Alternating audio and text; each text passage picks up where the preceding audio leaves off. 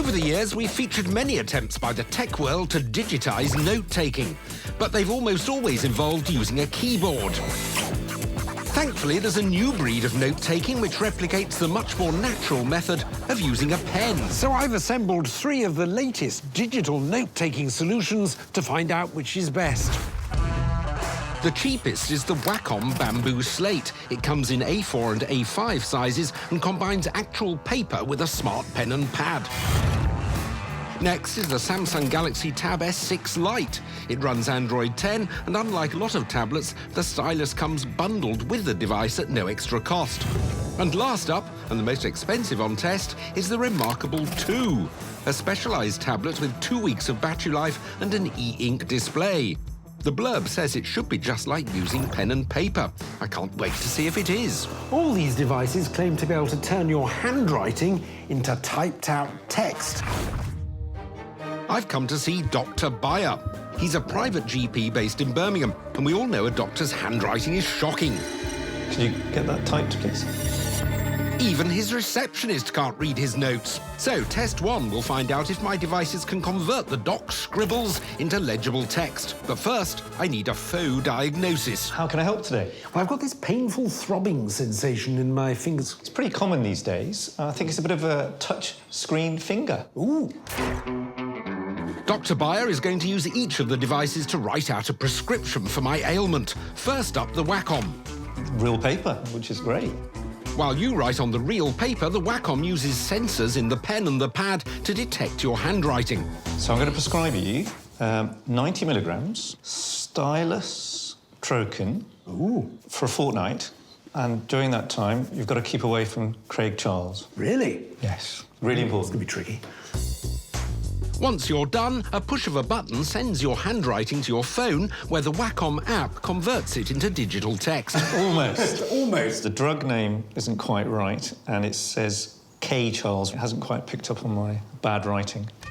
Next, the Samsung. It is actually cheaper than any currently available new iPad. And it's picking up my strokes nicely.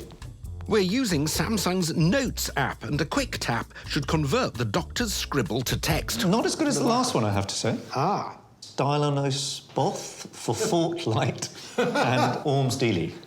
Ooh, yes, that could be quite a misleading prescription. Last up, it's the most expensive gadget on test, a tablet with a screen similar to an e-reader's, but you can write on it. Will the Remarkable live up to its name? And it feels like you're actually writing on paper rather than glass. One potential drawback is that it requires an internet connection, as the handwriting detection conversion takes place online. Much better. Is that the most accurate of the 3? The closest out of the 3. And with an almost perfect conversion of our GP's scrawl, it's the Remarkable that wins test 1. But the writing's not on the wall yet. On to test 2, annotation. Now, the producers sent me a script for next week, and as usual, it's peppered with mistakes. Typical. Honestly, you don't spell it like that. I'm certainly not having a tattoo. This is the perfect opportunity to test out how easily I can amend and make notes onto existing documents. First, the Wacom, but with no actual screen, it's impossible to make notes directly onto the script. However, one advantage is I can actually write on any sort of paper, including this napkin. So here goes. I can actually see what I'm writing in live mode on my phone, and then I can save it and email it or put it up into the cloud. Trouble is, that's not exactly annotating, is it? Next up is the Samsung tablet. With a wide range of Android apps available, annotating and uploading documents is a doddle. Supernaturally has been spelt wrongly, so I'll circle that. It also means sharing my thoughts is simple too. I can send it back to the producer via email or share it with him over the cloud. Last up again is the Remarkable. Despite its premium price, getting documents onto the device is much trickier than with the Samsung. First, I have to send them to the Remarkable app on my phone. And then what I can do is transfer the document onto the tablet. And here it is, and I can start modifying it with the pencil.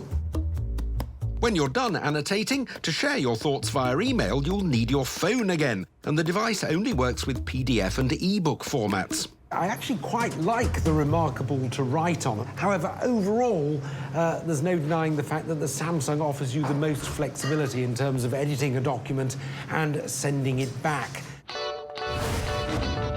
So, after test 2, it's 1 win each for the Remarkable and Samsung tablets. But next, I want to find out how good these devices are to draw on. So I've come to meet a professional street artist, Tom Wilson, to find out. How do you go about creating a work like this? So basically, you start with the sketching phase. Get all your ideas down on paper, then come and you scale it up and make it a reality. Time to show Tom the Wacom. The ability to digitize his drawings while still using pen and paper could revolutionize his sketching. So the pen itself is really nice. It's really comfortable. It's got some nice weight to it. Does it feel like a sort of conventional ballpoint pen? It certainly does, yeah. It is no different at all. As before, a button push digitizes what's on the pad and transfers it to the Wacom app. Ah, brilliant. OK. It doesn't quite look as it does on the paper. It's all going to be exactly the same, regardless of the pressure that I put on the paper itself. Ah. So if you wanted to do any shading or anything like that, then it wouldn't show. So the Wacom lacks artistic finesse. How about the mid-priced Samsung? The stylus itself is really comfortable to use. It seems that the pressure sensitivity is slightly lacking, because as I'm sort of sweeping across, what you'd expect was that it'd taper off to a fine point, but that doesn't appear to be happening. Doesn't feel, like a piece of paper. The resistance isn't there that I'd like. Just not something that I'd, sort of invest in. Oh dear, drawing on glass seems to be a thumbs down from Tom. Hopefully the Remarkable, with its claim to be the tablet that feels like paper, will win him over. How does it compare with real paper? It doesn't feel exactly like paper. It doesn't have that resistance that I'd be looking for, but I think it's a pretty good attempt. Sensitivity seems a lot better than the Samsung. You can see immediately that I'm pressing harder, it's going thicker, which is what you'd expect. Top marks for the Remarkable when it comes to drawing, but it's not the same story when it comes to correcting your illustrations. Interestingly, when I'm erasing stuff, it's still there. Because the Remarkable uses e-ink technology, it's not until the screen fully refreshes that old marks disappear. Has this quirk put Tom off? So I think out of the three, I'd probably use the Wacom Bamboo, because it's still pen and paper, and I still don't think that any of these surpass just a basic Sketchpad. Right. A hollow victory for the Wacom, then. But with each device winning a round in our tests, which should you go for? So, John, where does that leave us? I think they all had their drawbacks. There wasn't a clear winner. So I think we're probably in a wait-and-see position on this one. The perfect digital note-taking device is yet to appear. Back to the drawing board, as it were. You might say that.